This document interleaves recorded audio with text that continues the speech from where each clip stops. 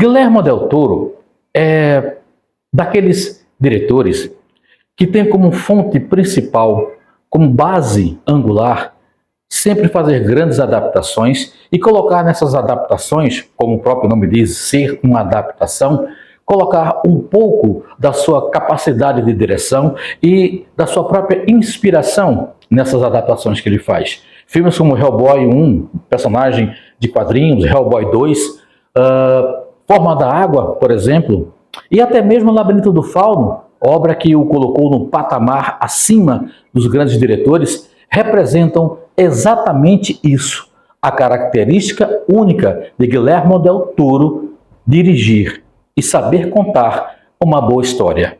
Será que ele acertou esse tom em Frankenstein? Depois da vinheta, nosso comentário.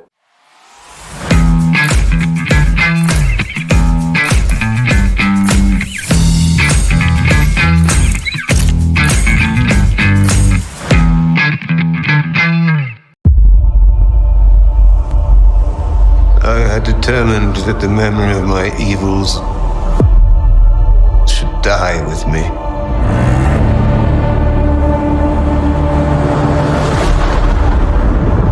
Olá, amantes da sétima arte e cinéfilos de plantão, tudo bem por aí? Por aqui tá todo mundo certo. Edson Santos de volta novamente outra vez com mais um vídeo aqui no nosso canal. E desta feita, no nosso quadro que é Será que Presta? O filme em questão, Frankenstein, direção de Guillermo del Toro. Na maioria dos filmes que Guillermo del Toro sempre adapta, dirige, produz, existe uma sombra que paira sobre a narrativa na qual ele está dirigindo. Essa sombra que, de um certo modo, completa, faz acontecer toda a narrativa, nada mais é do que a presença paterna, o sentimento de paternidade. É só você assistir qualquer um dos seus filmes, Hellboy 1, Hellboy 2, tem essa questão da paternidade em relação ao próprio monstro, o Hellboy, com aquele que o descobriu e o criou. No próprio filme Labirinto do Fauno, a questão da personagem que vai fugindo da sua realidade, porque há um conflito familiar envolvendo aquela personagem, também há um reflexo aí da questão da presença ou da ausência paterna. A mesma coisa Guillermo del Toro faz aqui nesse filme Frankenstein.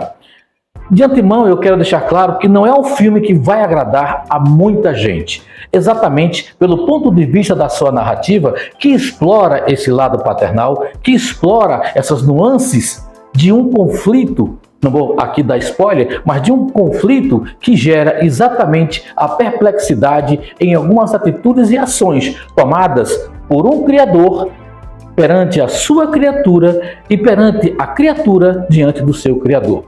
As reviravoltas que são construídas ao longo dessa história, aqui, novamente, uma adaptação muito bem feita, não tira o conteúdo, o miolo da história original de Mary Shelley, onde a gente tem o Dr. Victor Frankenstein, um homem completamente cego e sedento por conhecimento e no desejo de criar a vida, por questões familiares nas quais ele perdeu seus entes queridos, busca incessantemente, através da ruptura do próprio sistema, construir aquele que seria a existência da vida e de dar a vida. Nessa narrativa fluente, o Dr. Victor Frankenstein está completamente cego e perdido no labirinto da sua própria loucura em querer ser um deus.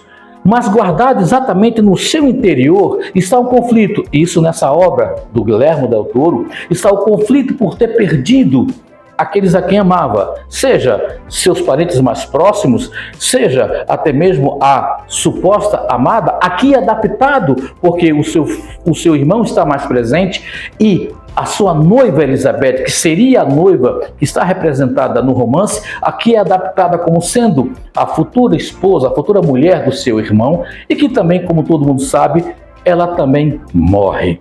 A perda por não ter condições de dar continuidade à vida e estas vidas que foram ceifadas, tendo sido ceifadas por aquela criatura na qual ele pretendia transformar em algo que traria novamente a vida, simplesmente destrói, acaba, enterra a própria existência do Victor Frankenstein.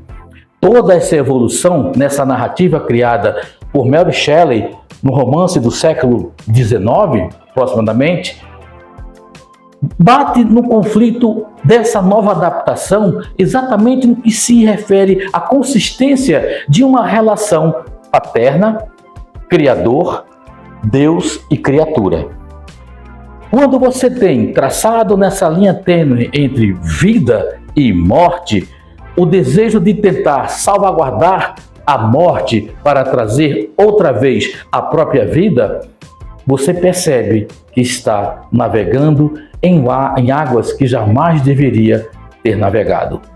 A reflexão do personagem construído por Guillermo del Toro neste filme, o próprio Victor Frankenstein, leva a nossa reflexão no que se refere ao assunto da própria paternidade e no que se refere ao assunto do próprio domínio sobre um ser que nós criamos, neste caso e nesse aspecto, os nossos filhos.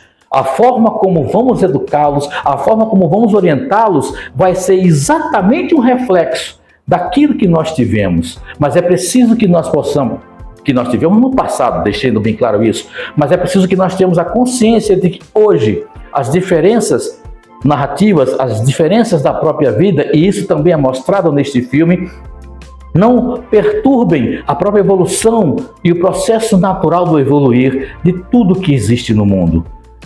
A partir dessa perspectiva, a própria criatura, o próprio monstro se depara com a sua existência aparentemente inexistente.